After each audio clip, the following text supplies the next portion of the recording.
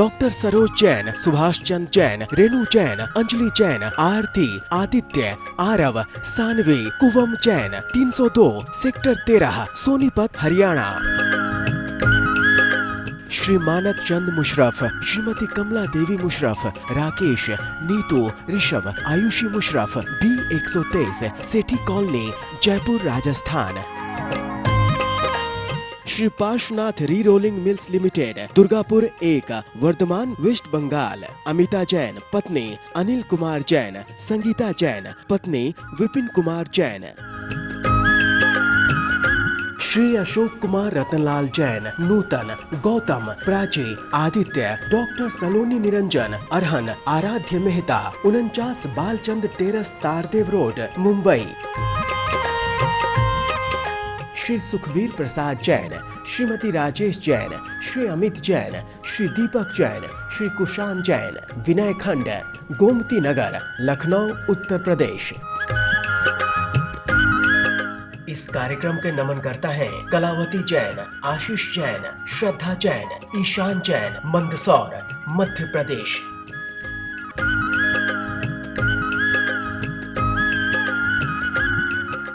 मोक्ष मार्गस्य नेतारं हेतारं कर्म भोभृतां ज्ञातारं विश्वतत्त्वानां वन्दे तद्गुणलब्धये। पंच परमेष्ठी भगवान की जय। संत शिरोमणि आचार्य विद्यासागर जी महाराज की जय। पिछली पाठशाला तक तत्वार सूत्र के प्रथम अध्याय को हमने समझा। प्रथम अध्याय में हमने क्या समझा? मोक्ष मार्ग क्या है, सम्यक दर्शन किसे कहते हैं, कितने प्रकार का होता है, 7 तत्व कौन कौन से हैं, तत्व और रत्नत्रय को जानने के उपाय क्या हैं, सम्यक ज्ञान 5 भेद वाला है, मत श्रुत अवधि मन परे और केवल ज्ञान, इन सबके कितने कितने भेद हैं, इनका विषय संबंध क्या है, एक जीव के कितने ज्ञान एक साथ हो सकते हैं, ज्ञान सम्यक और मिथ्या क्यों होते हैं, और प्रमाण और नय क्या हैं, इन सब की चर्चा हो गई। हमारे जीवन का लक्ष्य क्या है? सम्यक्त्व प्राप्ति करना। और सम्यक्त्व प्राप्ति कब होगी? जब हम जीवादिक 7 तत्वों का यथार्थ श्रद्धान करेंगे। तो अब दूसरे अध्याय से 10वें अध्याय तक आचार्य ने जीवादिक 7 तत्वों का वर्णन किया है। जीवादिक 7 तत्वों का वर्णन किया है। इस दूसरे अध्याय में अब जीव क्या है, उसके परिणमन, उसकी इंद्रियां, उनका जन्म, उनकी गति, इस सब के बारे में यहाँ हम चर्चा करेंगे। तो दूसरा अध्याय प्रारंभ करते हैं कि जीव के परिणाम कितने प्रकार के होते हैं। औपशमिक क्षायकौ भावौ मिश्रश्च जीवस्य स्वतत्वमौदयिक पारिणामिकौ च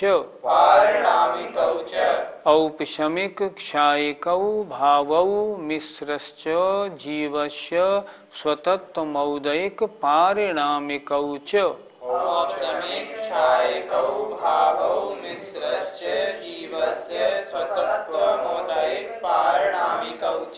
फिर बोलिए। औपशमिक क्षायकौ भावौ मिश्रश्च जीवस्य स्वतत्वमौदयिक पारिणामिकौ च। आचार्य ने जीव के 5 प्रकार के भावों का इसमें वर्णन किया है। आइए बोर्ड से आपको समझाता हूँ। जीव के भाव 5 प्रकार के होते हैं। सूत्र में देखें, औपशमिक, क्षायक, ये 2 भाव, और मिश्र, मिश्र माने छायोपशमिक, मिश्र भाव, जीवस्य, जीव के, स्वतत्वम, निजी तत्व हैं, निजी भाव हैं, और औदयिक और पारिणामिक। क्या हुआ? जीव के स्वतत्वम निजी भाव हैं। कौन कौन से? औपशमिक, क्षायिक, मिश्र माने क्षायोपशमिक, और औदयिक और पारिणामिक। बहुत आवश्यक पाठ है, अच्छी तरह समझना है। फिर देखें, जीवस्य जीव के स्वतत्वम निजी भाव हैं। जीव में कितने भाव पाए जाते हैं? 5। कौन कौन से? औपशमिक, क्षायिक और मिश्र। मिश्र माने क्षायोपशमिक, और औदयिक और पारिणामिक। अर्थात अब इसका अर्थ भावार्थ कैसे लगेगा? औपशमिक, क्षायिक, क्षायोपशमिक, औदयिक और पारिणामिक ये जीव के निजी 5 भाव हैं। आइए अब इन 5 भावों का स्वरूप समझते हैं। पहले आया औपशमिक। औपशमिक शब्द कैसे बना? उपशम और उपशम से औपशमिक। उपशम कहते हैं कर्म का दब जाना उपशम है, और उपशम होने के कारण जो भाव होता है आत्मा में वो औपशमिक है। उपशम, उपशम से होने वाला औपशमिक। जैसे एग्जाम्पल, जैसे चारित्र मोहिनी चारित्र गुण को नहीं होने देता, तो चारित्र मोहिनी दब गया तो आत्मा का जो गुण था वो प्रकट हो गया, तो वो उपशम से होने के कारण कहलाएगा औपशमिक। दूसरा शब्द आया क्षय, और क्षय से बना क्षायिक। क्षय माने विरोधी कर्म का नाश हो जाना, इसका नाम क्षय है। और विरोधी कर्म के नाश होने से जो भाव आत्मा में प्रकट हुआ उसे हमने कहा क्षायिक। ज्ञानावरणी कर्म आत्मा के ज्ञान गुण को ढकता है। ज्ञानावरणी कर्म का नाश होने से केवल ज्ञान प्रकट हुआ, तो केवल ज्ञान क्या कहलाया? क्षायिक।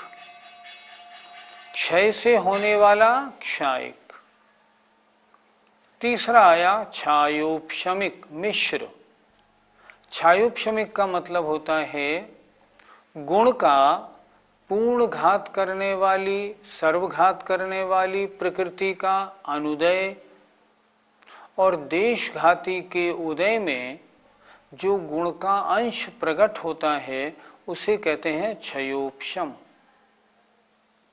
और गुण के अंश के प्रकट होने से जो भाव आत्मा का बना उसे हमने कहा क्षायोपशमिक। बड़े सरल अर्थों में समझें आप, जहां गुण का अंश प्रकट हो वह क्षयोपशम, और उससे होने वाला जो भाव वह क्षायोपशमिक। जैसे एग्जाम्पल, जैसे ज्ञान आत्मा का गुण है। ज्ञानावरण कर्म पूरा नष्ट हुआ तो क्षायिक हुआ केवल ज्ञान, वो क्षय से हुआ। और उसके देशघाती स्पर्धकों के उदय में ज्ञान का अंश प्रकट हुआ, मत ज्ञान, श्रुत ज्ञान, अवधि ज्ञान, मनःपर्यय ज्ञान, ये क्या हुए? क्षायोपशमिक। क्यों? कि ये उस गुण के अंश रूप में प्रकट हुए।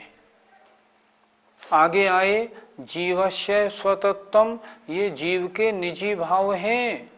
अर्थात औपशमिक, क्षायिक और क्षायोपशमिक ये भाव जीव के अलावा अन्य किसी द्रव्य में नहीं पाए जाते। अगला औदयिक। कर्म का विपाक होने पर जो उसका फल होता है, कर्म जब उदय में आता है तो उससे जो आत्मा के भाव बनते हैं वो कहलाते हैं उदय से होने वाले औदयिक। जैसे क्रोध कषाय का उदय आया, आत्मा में क्रोध उत्पन्न हुआ, तो क्रोध क्या कहलाएगा? औदयिक। क्यों? क्योंकि उदय के कारण हुआ। आगे अंतिम 5वां है पारिणामिक। अर्थात आत्मा के जिन भावों का उपशम, क्षय, क्षयोपशम या उदय से संबंध ना हो, जो आत्मा के स्वभाव हों, उन्हें हम कहते हैं पारिणामिक भाव। एक बार फिर जरा देख लें। विरोधी कर्म के दब जाने को कहते हैं उपशम, और विरोधी कर्म के दबने से जो गुण प्रकट हुआ वो कहलाएगा औपशमिक। विरोधी कर्म का नष्ट हो जाना उसे कहेंगे क्षय, और क्षय होने से जो भाव प्रकट हुआ उसे हम कहेंगे क्षायिक। विरोधी कर्म के क्षयोपशम होने से सर्वघाती का अनुदय, देशघाती स्पर्धक का उदय होने से जो गुण का अंश प्रकट हुआ उसे हम कहते हैं क्षयोपशम, और जो उससे जो आत्मा के परिणाम होते हैं वे कहलाते हैं क्षयोपशमिक। ये जीव के स्वतत्व निजी भाव हैं। ये तीन भाव जीव के अलावा अन्य किसी में द्रव्य में नहीं पाए जाते।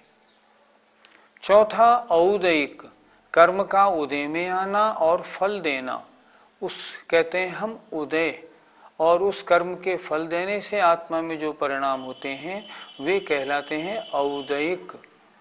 जैसे क्रोध के उदय में क्रोध रूप परिणाम होना। और पारिणामिक भाव वे भाव हैं जिन आत्मा के परिणामों का संबंध कर्मों के उपशम, क्षय, क्षयोपशम, उदय से नहीं होता, जो जीव के स्वभाव होते हैं उन्हें हम कहते हैं पारिणामिक। इस प्रकार 5 प्रकार के भावों का वर्णन इस पहले सूत्र में हुआ। पंडित जी, इस सूत्र के अंत में च शब्द क्यों दिया है? आचार्य श्री का कहना है कि चा शब्द का मतलब इन भावों के अलावा अन्य और भी भाव हैं, लेकिन वे जीव के निजी भाव नहीं हैं, पर भाव अन्य और भी जीव में होते हैं। जैसे अस्तित्व, वस्तित्व, प्रमेयत्व, प्रदेशवत्व आदि। ये भाव जीव में हैं और अन्य में भी पाए जाते हैं, इसलिए आचार्यों ने यहाँ च शब्द दिया। अब आचार्य बताते हैं कि इन 5 प्रकार के भाव, इनके भेद कितने कितने हैं। इसके लिए अगला सूत्र उन्होंने लिखा, द्विनवाष्टादशैकविंशति त्रिभेदा यथाक्रमम्।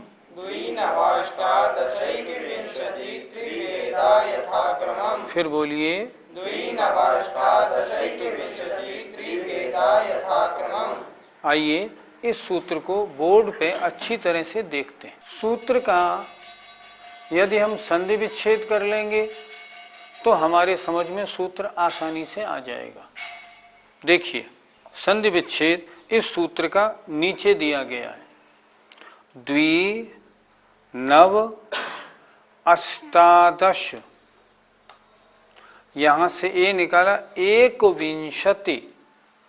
विंशति और त्रिभेदा यथाक्रमम्। फिर देखें, द्वि नव अष्टादश, आ यहां से निकाला, अष्टादश, एक विंशति, त्रिभेदा यथाक्रमम्। क्या कह रहे हैं? 2, 9, अष्टादश माने 8 और 10 माने 18, 18, और एक विंशति, विंशति माने 20 और 1 माने 1, 21 माने 21, और 3 भेद हैं यथाक्रम, क्रम से। सूत्र फिर देखें, 5 प्रकार के भावों के भेद कितने हैं? 2, 9, 8 और 10 18, एक विंशति माने 21, और 3 भेद हैं इन भावों के क्रम से। क्रम कहाँ से लेना? क्रम इस सूत्र से लेना। क्रम पहले सूत्र से लेना है। कैसे लेंगे? औपशमिक 2 प्रकार के, क्षायिक 9 प्रकार के, क्षयोपशमिक ये 18 18 प्रकार के, औदयिक 1 विंशति 21 प्रकार के, और पारनामिक 3 प्रकार के होते हैं। ये हमने सूत्र के क्रम से इस सूत्र को जोड़ दिया। 5 प्रकार के भावों में सबसे पहले भाव कौन सा आया? औपशमिक। उसके भेद 2 कौन कौन से होते हैं? आचार्य अगले सूत्र में बता रहे हैं। सम्यक्त्व चारित्रे, सम्यक्त्व चारित्रे, बोलिए सम्यक्त्व चारित्रे। औपशमिक भाव के 2 भेद होते हैं, औपशमिक सम्यक्त्व, औपशमिक चारित्र। उपशम की परिभाषा क्या होती है? विरोधी कर्मों के दब जाने से जो गुण प्रकट होता है वह औपशमिक है। पहला औपशमिक सम्यक्त्व। सम्यक्त्व की विरोधी प्रकृतियां कितनी? 7। अनंतानुबंधी, क्रोध, मान, माया, लोभ और दर्शन मोहिनी की मिथ्यात्व, सम्यक मिथ्यात्व और सम्यक प्रकृति। इन 7 प्रकृतियां क्या कर रही थीं? अब तक आत्मा में सम्यक्त गुण को प्रकट नहीं होने दे रही थी। भावों की विशुद्धि से क्या हुआ कि ये जो 7 प्रकृतियां थीं ये दब गईं, अर्थात उदय में आना इनका रुक गया। तो इनके दब जाने से अर्थात इनके उपशम हो जाने से क्या होगा? सम्यक्त गुण प्रकट हो जाएगा। तो वो सम्यक्त क्या कहलाएगा? उपशम से होने वाला होने के कारण औपशमिक सम्यक्त्व। फिर एक बात समझिए, औपशमिक भाव 2, औपशमिक सम्यक्त, औपशमिक चारित्र। औपशमिक सम्यक्त किसे कहते हैं? सम्यक दर्शन के विरोधी जो अनंतानुबंधी, क्रोध, मान, माया, लोभ और दर्शन मोहिनी की 3 प्रकृतियां मिथ्यात्व, सम्यक मिथ्यात्व और सम्यक प्रकृति, इन 7 प्रकृतियों के दब जाने से आत्मा में जो विशुद्धि प्रकट होती है उसे हम कहते हैं औपशमिक सम्यक्त्व। दूसरा औपशमिक चारित्र। आत्मा में चारित्र गुण है, उसकी विरोधी कितनी प्रकृतियां हैं? उसकी विरोधी चारित्र मोहिनी की 25। अनंतानुबंधी 4 को हमने सम्यक्त के साथ ले लिया। अब चारित्र के साथ के लिए प्रकृतियां रह गई 21। ये 21 प्रकृतियां क्या कर रही हैं?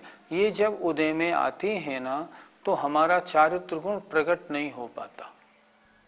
हमने भावों की विशुद्धि बढ़ाई और इन 21 प्रकृतियों को हमने दबा दिया, इनका उदय नहीं होने दिया, तो भावों की विशुद्धि होगी? होगी।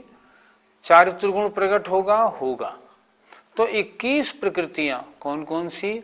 अप्रत्याख्यानावरण, क्रोध, मान, माया, लोभ, प्रत्याख्यानावरण, क्रोध, मान, माया, लोभ, संजलन, क्रोध, मान, माया, लोभ 12 और 9 नो कषाय, हास्य, रति, अरति, शोक, भय, जुगुप्सा, स्त्री वेद, पुरुष वेद, नपुंसक वेद। इन 21 प्रकृतियों को हमने भावों की विशुद्धि से दबा दिया। इनके दब जाने से जो आत्मा में चारित्र गुण प्रकट हुआ वो उपशम के कारण होने से औपशमिक, और चारित्र गुण है तो औपशमिक चारित्र कहलाया। फिर एक बात समझ लें, और विरोधी कर्मों के दब जाने को उपशम कहते हैं, और विरोधी कर्मों के दब जाने से जो गुण प्रकट होते हैं वे औपशमिक गुण कहलाते हैं। सम्यक्त की विरोधी 7 प्रकृतियों के दब जाने से जो सम्यक्त प्रकट हुआ वह औपशमिक सम्यक्त। चारित्र की विरोधी 21 प्रकृतियों के दब जाने से जो चारित्र प्रकट हुआ वह औपशमिक चारित्र। इस प्रकार औपशमिक भाव के 2 भेद हुए। औपशमिक के 2 ही भेद क्यों बतलाए? औपशमिक ज्ञान, औपशमिक दर्शन, ये इत्यादि क्यों नहीं बतलाए? उपशम सिर्फ मोहिनी कर्म का होता है, अन्य कर्मों का नहीं होता। ज्ञानावरण, दर्शनावरण और अंतराय कर्म, इनका या तो क्षय उपशम होता है या क्षय उपशम नहीं होता। इसलिए औपशमिक भाव केवल 2 ही होते हैं और नहीं होते।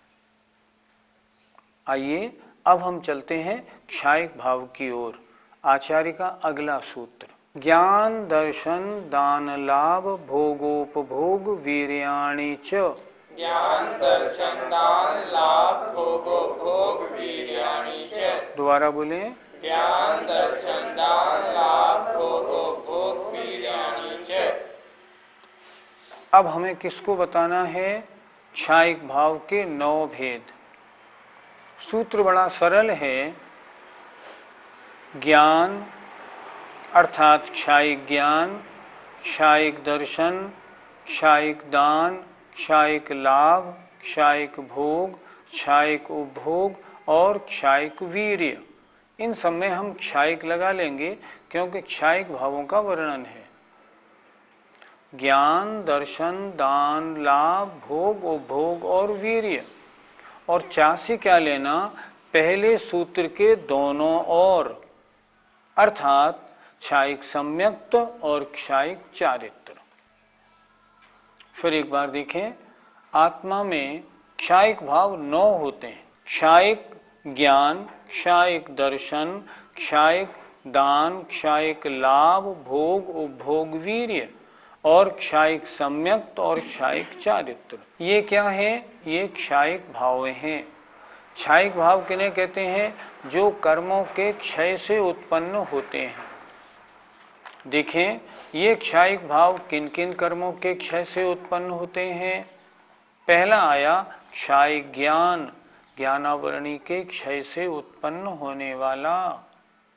दूसरा क्षायिक दर्शन, दर्शनावरणी के कर्म के क्षय से उत्पन्न होने वाला। क्षायिक दान लाभ भोग उपभोग वीर्य, अंतराय के 5 भेद। इन 5 के 6 से उत्पन्न होने वाले ये 5 क्षायिक भाव। क्षायिक सम्यक्त, दर्शन मोहिनी के क्षय से उत्पन्न होने वाला और चारित्र मोहिनी के क्षय से उत्पन्न होने वाला क्षायिक चारित्र। अरहंत परमेष्ठी भगवान के 4 घातिया कर्मों का नाश हो जाता है तो ये 9 क्षायिक भाव 9 क्षायिक लब्धि या केवल लब्धि के रूप में उनको प्राप्त हो जाते हैं। फिर एक बार जरा देख लें, क्षायिक भाव कौन कौन से? क्षायिक ज्ञान, क्षायिक दर्शन, क्षायिक दान लाभ भोग उपभोग वीर्य और क्षायिक सम्यक्त और क्षायिक चारित्र। विरोधी कर्मों के नाश हो जाने से 4 घातिया कर्म विरोधी हैं। 4 घातिया कर्मों के नष्ट हो जाने से ये 9 क्षायिक भाव प्रकट होते हैं। ये कर्मों के क्षय से होते हैं, इसलिए उनको क्षायिक भाव कहा जाता है।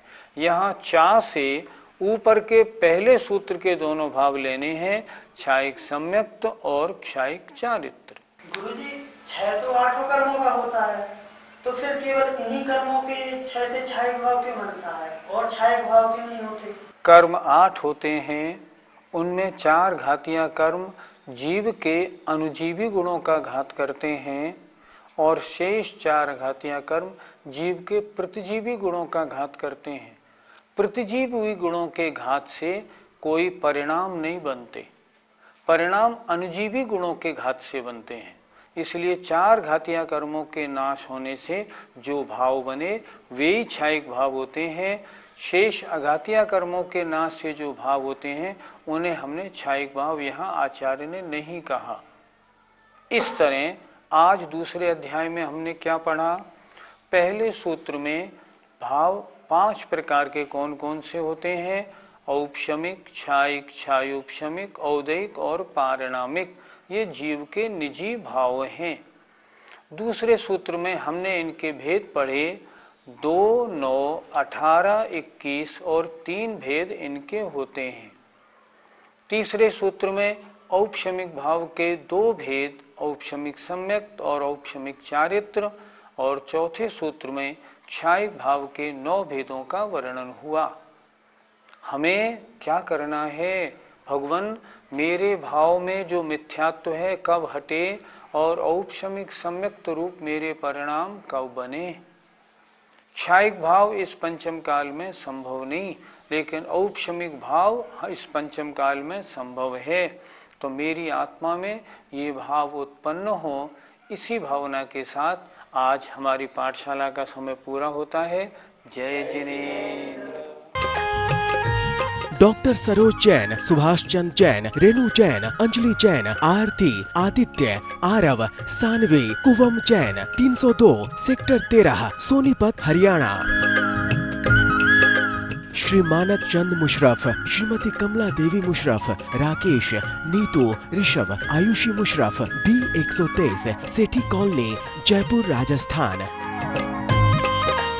Shri Parshvanath re-rolling mills limited, Durgapur 1, Vardhaman, West Bengal. Amita Jain, पत्नी अनिल कुमार जैन, संगीता जैन, पत्नी विपिन कुमार जैन।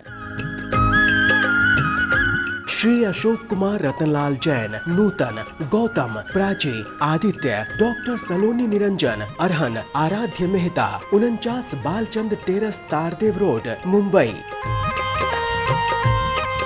श्री सुखवीर प्रसाद जैन, श्रीमती राजेश जैन, श्री अमित जैन, श्री दीपक जैन, श्री कुशान जैन, विनय खंड, गोमती नगर, लखनऊ, उत्तर प्रदेश। इस कार्यक्रम के नमन करता है कलावती जैन, आशीष जैन, श्रद्धा जैन, ईशान जैन, मंदसौर, मध्य प्रदेश।